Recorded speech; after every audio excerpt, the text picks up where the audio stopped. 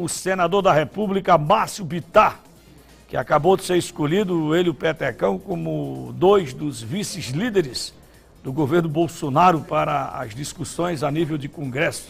Tudo bem, Márcio? Da Santa Paz? Bom dia, Washington. Tudo bem, graças a Deus. Essa sua escolha para vice-líder significa o quê do ponto de vista de relacionamento político lá com a bancada Washington, federal? tudo aquilo que você mostra com muita competência, não só de agora, são problemas reais, verdadeiros que o Acre e o Brasil enfrentam.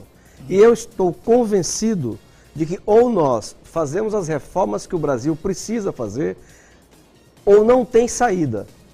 Não adianta o governador, o prefeito do Brasil inteiro imaginar que tem saída se não seja meter a mão na massa. Então tem que assumir posições. Eu tenho posição assumida. E evidentemente as pessoas vão aceitar ou não aceitar, concordar ou criticar, não há problema. A minha posição assumida claramente já na pré-campanha é que o programa econômico do Bolsonaro, escrito, defendido pelo ministro Paulo Guedes, ele tem que acontecer. Porque, Washington, o Brasil está gastando 100 bilhões de dólares pagando uma dívida pública que vem desde o regime militar. Vamos parar com essa história e dizer que a dívida pública brasileira foi construída só nos governos civis. Não é verdade. Essa explosão da dívida já começou nos últimos governos militares. Então, você tem uma incapacidade do Estado brasileiro de aportar investimento. Então, a saída nossa para o Pacífico através de Cruzeiro do Sul, que tem a ver com energia elétrica, com estrada, com toda uma obra de infraestrutura. Onde é que nós vamos arrumar dinheiro para isso? E temos que fazer. Isso se aplica no Brasil inteiro. Então, eu fui convidado, junto com o Petecão, para sermos do Senado os dois vice-líderes do governo no Congresso Nacional. A líder é a deputada Joyce, que é de São Paulo, jornalista, colega de produção sua, e que goza da absoluta confiança do presidente da República. Eu não posso negar, aceitar. É mais trabalho, mas não dá para fugir. E como é que vai ser a participação sua nessa discussão da reforma da Previdência? Então, é ajudar a mostrar para o país, para que o país, na relação com o parlamento, mostre que o que nós temos que fazer é uma reforma da Previdência que combata privilégio. Então vamos lá. O que aconteceu com a Previdência, grosso modo? Até 2003, o servidor público tinha direito à integralidade e paridade. Ou seja, ele saía para a aposentadoria levando o salário integral e o reajuste igual àquele que tivesse ainda na ativa. Todos os presidentes dos últimos tempos sabiam que tinha que fazer uma reforma da Previdência. Lula, Dilma, Fernando Henrique Cardoso, e o Lula começou. Então, a partir de 2003, o Lula determinou que acabou com a paridade. Continuou com o salário integral para aqueles que estavam no fim da linha. A partir de 2011, acabou salário integral e paridade. Porque isso, Washington, era um negócio que não tinha como todo mundo pagar. Eu que tenho irmãs no Serviço Público Federal, por exemplo, é lógico, amigos meus que são funcionários, lógico que eu gostaria que eles se aposentassem com 40 anos, recebendo salário integral. Só que a conta não fecha. Como é que era no Brasil que levou a esse rombo? Vamos colocar um exemplo. Há 2 anos, as mulheres que se aposentaram do Serviço Público Brasileiro, elas se aposentaram com a média de 50 anos de idade, recolheram 11% do seu salário e se aposentaram com integral salário. Quer dizer, quem pagou ou quem está pagando os outros 89%? População brasileira. É porque o rombo da Previdência, o déficit que chama aí, ele é construído entre 70% a 80% por militares, pessoal do Executivo, do Judiciário e do Legislativo, pessoal que está no andar de cima e na cobertura. É isso mesmo. Enquanto que a turma que está no térreo e no subsolo é que está pagando a conta, não inclusive. É verdade, desculpa. Inclusive, por exemplo, essa história da aposentadoria rural, querem cortar um pouquinho do Não, mas isso tem margem. Agora, você me perdoe... Explica isso para nós. Não, eu estou fazendo para você explicar. Agora, me perdoe a franqueza, mas isso não é verdade. Por que não é verdade? Vamos lá. Nós temos hoje mais ou menos 30 milhões de segurados. Desses 30 milhões, 1 milhão é servidor público, que é onde está o grosso dos exageros, no Executivo, no Legislativo e no Judiciário. Vamos combater isso mesmo? E que nós estamos acabando. Não, a proposta de reforma acaba com todas as aposentadorias especiais, a começar pela dos políticos. Eu não tenho, mas poderia ter. Então, ela se acaba. Então, todos do Executivo, do Judiciário e do Legislativo, e você tem razão, que é o que compõem esse quadro de excepcionalidade acabam. Todos que entrarem agora poderão se aposentar até o limite do teto do regime geral, que são 5 milhões. Agora veja, a esmagadora maioria da população brasileira, que são 29 milhões de segurados pelo regime geral, 83%, todos eles recebem até 2 salários mínimos. Portanto, estão fora da reforma. Ao contrário, eles serão beneficiados, porque vai diminuir a alíquota para esses. Então, o grosso daqueles que estão segurados, vou repetir, é 1 milhão de funcionários públicos e 29 milhões do regime geral, que recebem esses até, no máximo, 5 mil reais. Vão continuar com esse limite. Então, qual é a questão com esses 5 mil reais, que é o do regime geral da Previdência, e isso para poder fazer com que as pessoas recebam. Agora, desde 2011, foi criado, e é opcional para o servidor, um outro fundo. Se ele quer, ele entrou na carreira, ele quer se aposentar com mais do que 5 mil reais, ele vai aderir, é uma adesão, e vai contribuir mais e vai receber mais. Você disse que não vai se aposentar como político. No seu caso, você se aposentaria como o quê? E qual seria o seu teto para o Márcio Bittar se aposentar sem ser político quando chegar a idade, obviamente? Eu trabalhei a vida inteira com meu pai na área rural.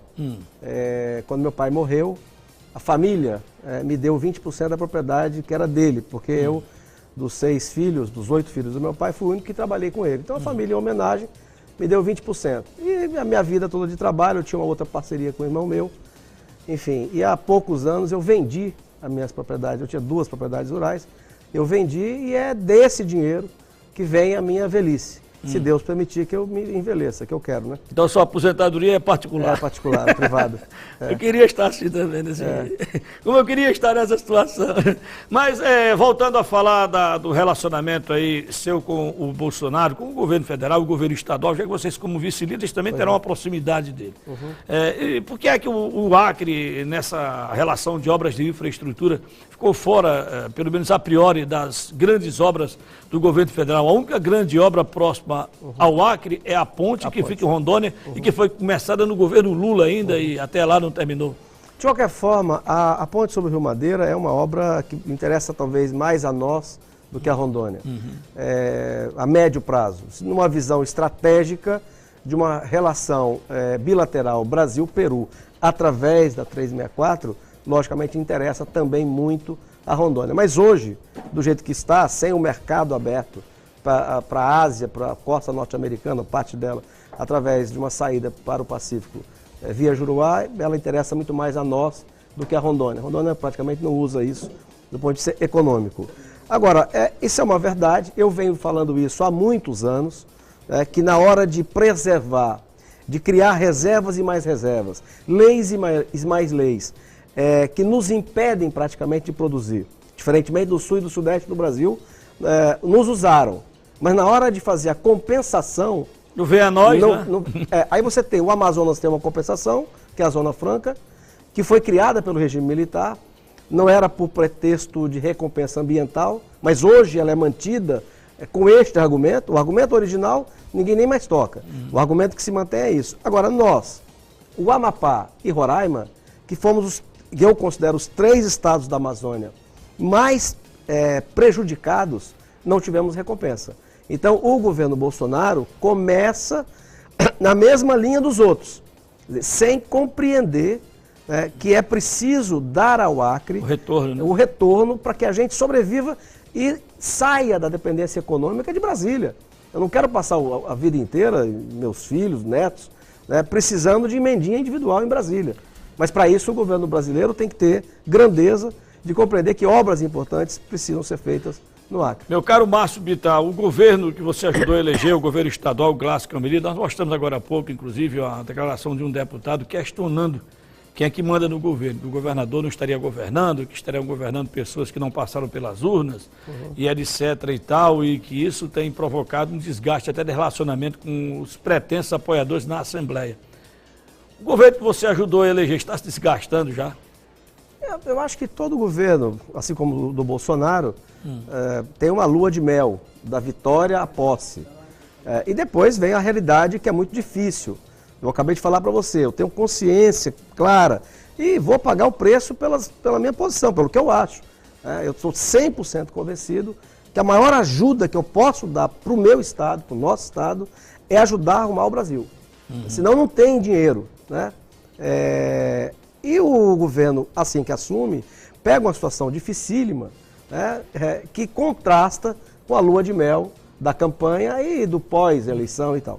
Então isso está acontecendo com o Gladson e está acontecendo com o Bolsonaro. Agora, Washington, Márcio, eu sou senador.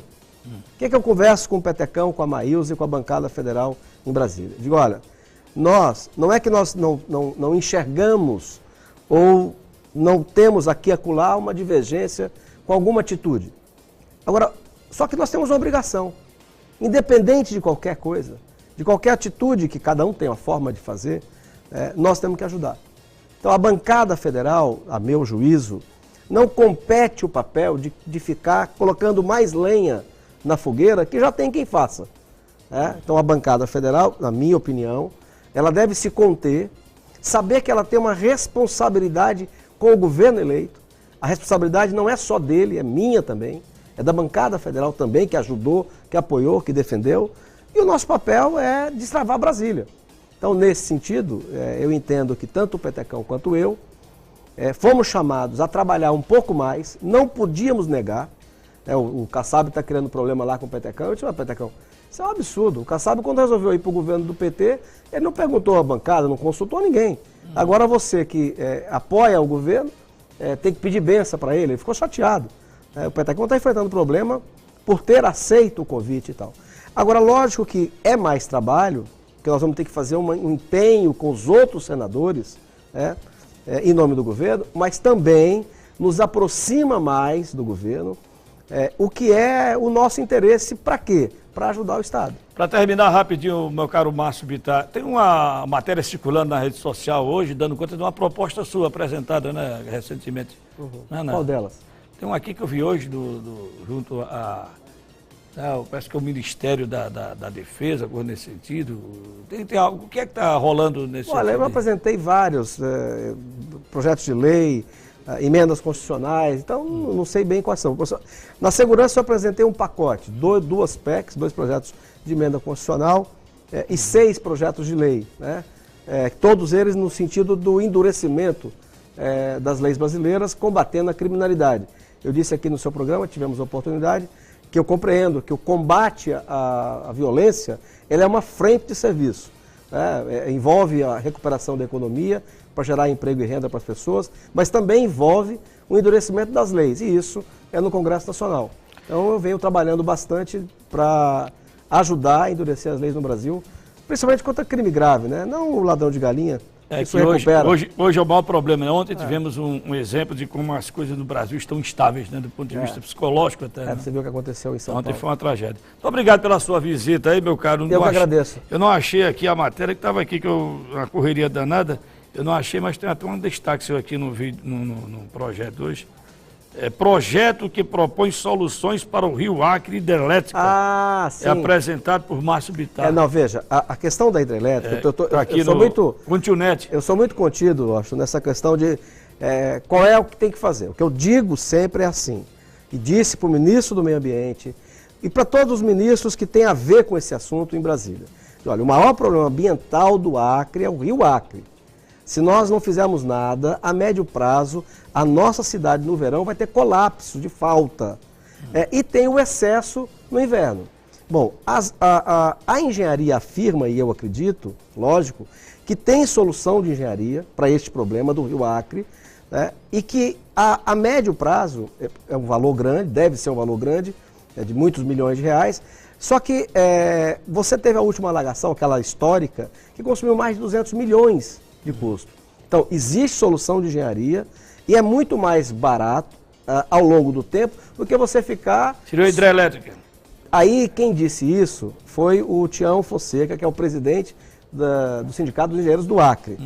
O que eu me contenho é dizer o seguinte: primeiro eu arrumei o dinheiro para este ano, o governo do estado dá o primeiro passo, que é ele levantar o problema, colocar o problema real em cima da mesa, toda a sua dimensão. Esse é o primeiro passo. Precisa de dinheiro para isso. Eu coloquei, aí já no ano passado, com um conhecido meu, o senador Moca, relator do orçamento, eu pedi, ele já incluiu 5,5 milhões para essa etapa. Feita essa etapa, com esse material, o governo do estado pode então abrir uma licitação. Aí empresas de engenharia do ramo se inscrevem e participam no concurso. Pode ser hidrelétrica, pode ser uma represa também, Pode ser uma represa, pode ser diques de contenção, pode ser isso com alguma vazante. O certo é que nós temos dois problemas no mesmo rio. O excesso, na época da chuva, né, nessa época nós estamos ainda, e a escassez no verão. Exatamente. E tem solução de engenharia, e que é muito mais barato.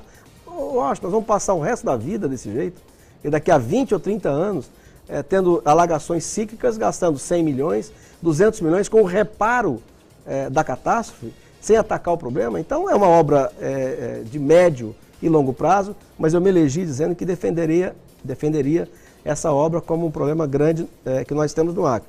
Agora, quem vai dizer o que é a engenharia, não sou eu, então eu me contenho nesse papel. E tem apoio da bancada inteira, de todos os senadores, da bancada, tudo isso é um assunto do Márcio, assunto da bancada federal inteira. Obrigado pela sua visita, Márcio Bittar, senador da República e um dos vice-líderes do governo Bolsonaro no Senado Federal.